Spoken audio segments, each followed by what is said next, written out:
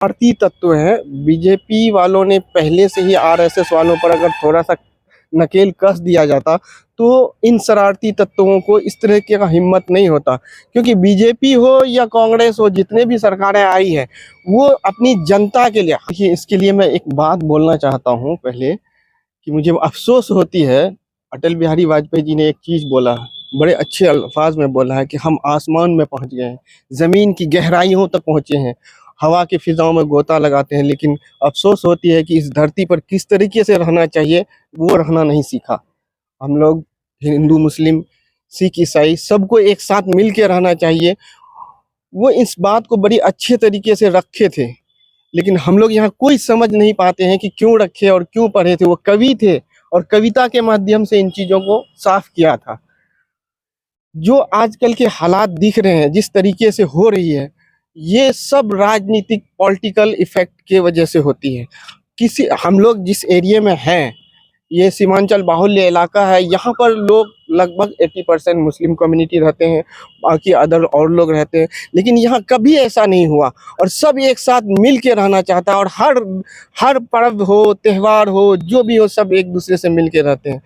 कुछ लोग हैं जो बाहर के आते हैं, माहौल ख़राब करने की कोशिश भी करते हैं। अभी आप रिसेंटली देखे होंगे, कुछ ऐसे बयानात दिए हैं जिसके वजह से दो कम्युनिटी के बीच बिल्कुल बिल्कुल घृणा की भावनाओं के तहत वो इस तरीके का बयान दे के चले गए। उनको तो अपनी राजनीति के लिए रोटी सेकना था, लेकिन यहाँ के लोग इतने अच्छे हैं, वो हर चीज़ों को बहुत भली भांति समझते हैं। सवाल ये है कि पत्थर आखिर वहां फेंका किसने? ये चीज़ें उन लोगों को करना ही था, क्योंकि आगे मुद्दा बनाना है कि हिंदू मुस्लिम कम्युनिटी में डिफेक्ट वो हो, 80% एकजुट हो जाए। इस वजह से उनके खुद अपने लोग होंगे, ऐसा तो मुझे जहाँ तक प्रतीत होता है। जो वीडियोस आते हैं और सब चीज़ों में देखता हूँ, तो मुझे जहाँ तक लगता है कि वो लोग खुद इस तरीके की हरकत करके अपने आप में एक एजेंडा बनाकर, एजेंडा के तहत फैलाया गया है कि उन लोगों के साथ इस तरह करेंगे और हमारी जो कम्युनिटी है वो बिल्कुल अलग हो जाए। जी, सवाल ये भी है जैसा कि मुस्लिम तादाद वहाँ कम है और हिंदुओं की तादाद ज़्यादा है। कोई भी मुसलमान ये नहीं सोचेगा कि हम अगर पत्थर फेंकें तो हम पर वो लोग हमला न करें। नहीं, ये चीज़ कोई मुस्लिम आज तक पूरे इंडिया में नहीं सोचता। वो भारत पर अगर जन्मा है तो भारत के लिए, भारत की मिट्टी में ही अपना प्राण देना चाहता है, भारत के लिए ही स्वतंत्र रहता है। हिंदू मुस्लिम की कोई बात नहीं है। यहाँ पर राजनेताओं की ये पॉलिटिकल एजेंडा है जिस वजह से वो इस तरह का कर रहा है। इस तरीके के करके एक माइनॉरिटी को टारगेट करके वो अपने आप को कलेक्ट करना चाहता है कि नहीं, हमारा इकट्ठा हो जाए और हम फिर इसमें पॉलिटिक्स में आ जाए। लेकिन हमारे हिंदू भाई भी समझते हैं कि ये छोटे मोटे जो घटना हो रहा है, इन सब चीज़ों पर हमको ध्यान नहीं देना है। आगे हमको अपनी बुद्धिमानी से, चालाकी से अपनी सरकार को बनाना है। अभी कुछ लोग हैं जो राजस्थान में हमारे इलाके के हैं, वो लोग काम कर रहे हैं वहाँ पर और जुमा की नमाज पढ़ के वो लोग रूम आ रहे थे। इतने में कुछ बजरंग दल वालों ने जय श्री राम के नारे के साथ उन लोगों पर लाठी डंडे चाकुओं से हमला कर दिया। इस पर क्या ये देखिए, ये सब शरारती तत्व हैं। बीजेपी वालों ने पहले से ही आरएसएस वालों पर अगर थोड़ा सा नकेल कस दिया जाता तो इन शरारती तत्वों को इस तरह की का हिम्मत नहीं होता, क्योंकि बीजेपी हो या कांग्रेस हो, जितने भी सरकारें आई है वो अपनी जनता के लिए। हम भारत के नागरिक हैं, हिंदुस्तान के रहने वाले हैं, हम यहाँ पर ही पैदा हुए हैं, यहीं पर मरेंगे। हम लोगों को इस नज़रिए से इस भारत में न देखा जाए कि ये मुस्लिम है, वो हिंदू है। सबसे पहले हमें ये देखा जाए कि हम भारतीय हैं। अगर जो भी सरकार आए वो ये सोचे कि ये भारतीय है, तो ज़रूर है कि ऐसे घटना कभी और नहीं होगी।